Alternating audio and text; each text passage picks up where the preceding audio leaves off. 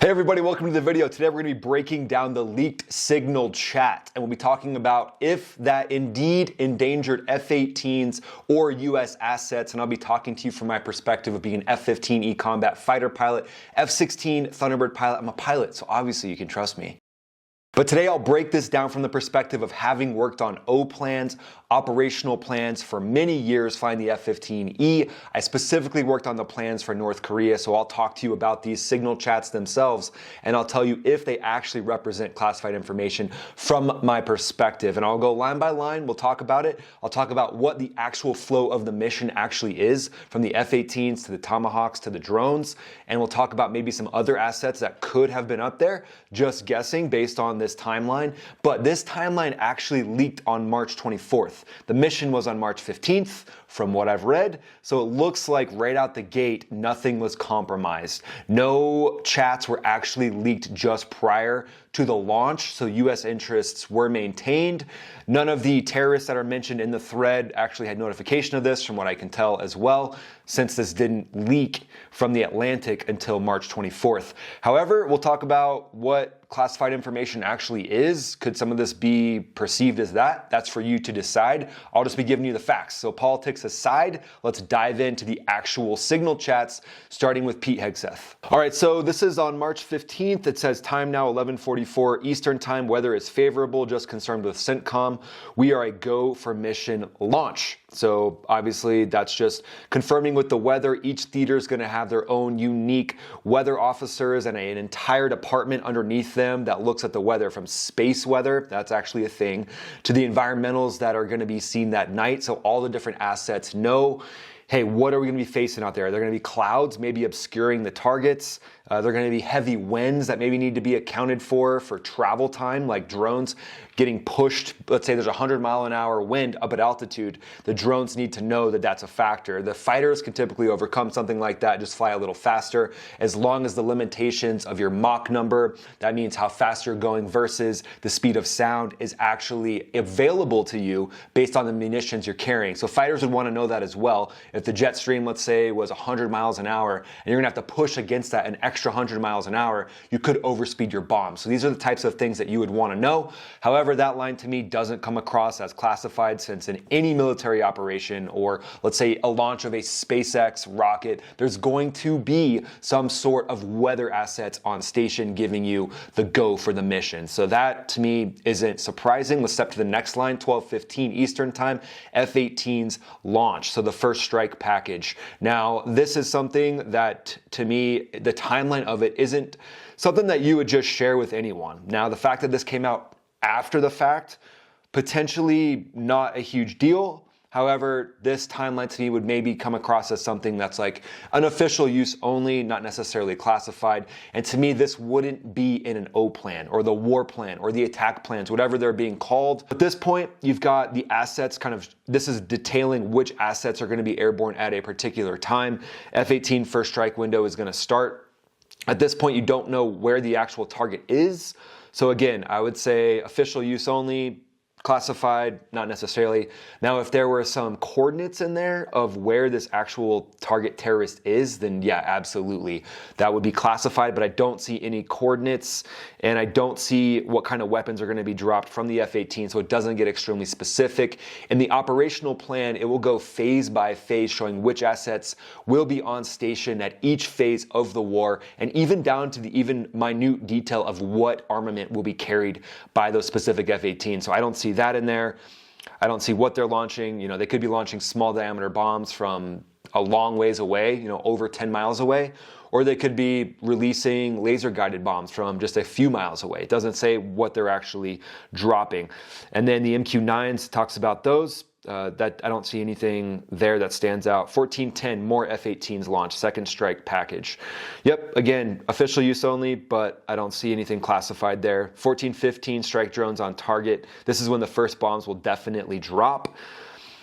Okay, yeah, maybe very specific. That might be seen as specific, but again, no target coordinates. So yeah, not a huge deal there to me.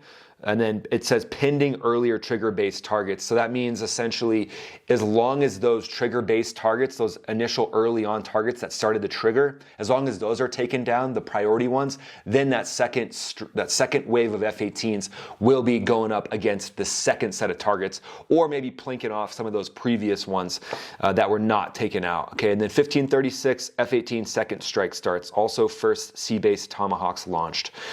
Again, no target locations. So nothing that stands out to me there. And then the next slide just goes on to President or Vice President J.D. Vance and then Michael Waltz. But to me, as a fighter pilot, having flown in multiple combat fighter squadrons, there isn't anything classified here that I think would get someone in trouble. And there's a lot of things that could get someone in trouble. A lot of ways to mess up and accidentally leave classified information where you shouldn't. I technically don't see that here. Now let's talk about the flow of what likely happened and what could have gone wrong. So if this was released beforehand, what would be, if it was actual detailed information, detailed enough to threaten the F-18, the specifics of that. So it goes to 1345, trigger-based F-18 first strike window starts. So if they knew where exactly those F-18s were coming from, where the ingress point was, let's say it had coordinates of, they will go feet dry at these coordinates, then the Houthis do have weaponry. So they have a weapon, and the weapon they have is actually a relatively capable SAM. It's called the 358 Sacker. It's also called the SA-67. Can go out to roughly 100 kilometers based on open source material. And it also has loitering capability. This is from Iran. So Iran's given them this, and it has the ability to loiter over a target area using rocket propellant that's essentially like a cruise missile. So some sort of almost like a jet engine inside this thing where it can loiter and then it can hit a target. Now, how much adaptability it has once it's loitering, that's unclear. Likely not a ton. Like, it's not going to be loitering up there and then go strike something 20 miles away. It's probably going to have to strike something within a couple kilometers of where it's at. But yeah, if that signal chat had something like, okay, F-18s will go feet dry at this point, showing where they're going to cross into land, they could put a few of those 358 Sackers up there. And if that were to have been the case, then yeah, this would be a huge deal. But from what I can tell looking at the chat, there was no chance of the Houthis getting that 358 Sacker, that SAM, up above the F-18s as they flew in. And likely, this is kind of getting into what the mission may have included as well, likely some seed assets, so some suppression of enemy air defenses with F-16s that are in theater already, operating in the CENTCOM area. Those F-16s are beasts. They're basically built to sniff out a Sacker, a 358 Sacker, the SA-67, or any other SAMs that might be targeting the F-18s. So I'm just guessing, again, not any type of confirmed information, but likely some seed assets that were there to make sure that the Sackers or whatever other SAMs the Houthis have gotten from Iran weren't able to target any of the F-18s or the drones. So looking at the signal chat, it doesn't say anything about the feet wet, feet dry, where the F-18s are going to leave from, where they're going to go to.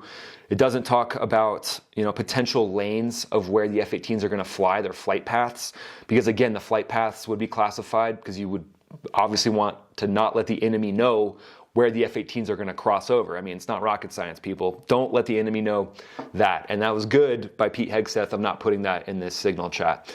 So again, no target coordinates, no flight paths, no specific weaponry, and no naming of specific terrorists. I mean, I'm sure there's a lot of terrorists that even if this came out right before the attacks, there'd be a handful of people that'd be like, oh, is it me? But it doesn't mention any specific high-value target. Because obviously if you burn a high-value target, that high-value target is obviously going to be spooked and not be where you need them to be. And now you're putting people in harm's way when they don't need to be put in harm's way up in the F-18s, or you're wasting a ton of American assets with the drones, the Tomahawks, that might be striking an empty building instead of going after that specific terrorist.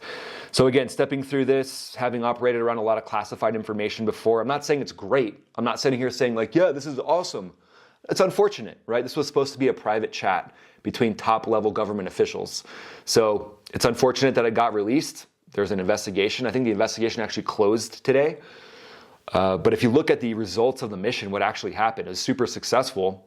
continues to be successful. So I think this is one we can just kind of close the book on. And I wanted to give my opinion on it because a lot of people have been commenting on it on my Instagram, here on the YouTube channel. They've been asking me, hey, is this classified information? So again, private, official use only, yeah. You know, so you wouldn't want to purposefully leak this, but I think the fact that they even know, Pete Hegseth actually mentions in a previous slide here, he says, you know, the threat of not doing this now, of not executing this mission now, is that this thread that we're on will leak a few days later, and then we can't operate effectively, and we can't get this done. So a lot of foresight there, a lot of experience. Ultimately, the mission went incredibly well, and all is well that ends well, in my opinion. So let me know what you guys think. Let me know about your perspective, what you think of this down in the chat below. Always interesting hearing from you, and we'll see you on the next video. The best thing you could do is just subscribe to the channel. It turns out that only 20% of you all are subscribed. With millions of views on the channel, I got 20% of you. So if more of you would subscribe, it would help grow the channel. That would help boost these videos, and I could do more of this. So I would greatly appreciate it. And then check out another video that'll pop up over here. Got some good stuff coming up, F-47 stuff, Navy version of the F-47 stuff, all kinds of good stuff coming up. Check that out. Thanks for being here, guys. We'll see you on the next video.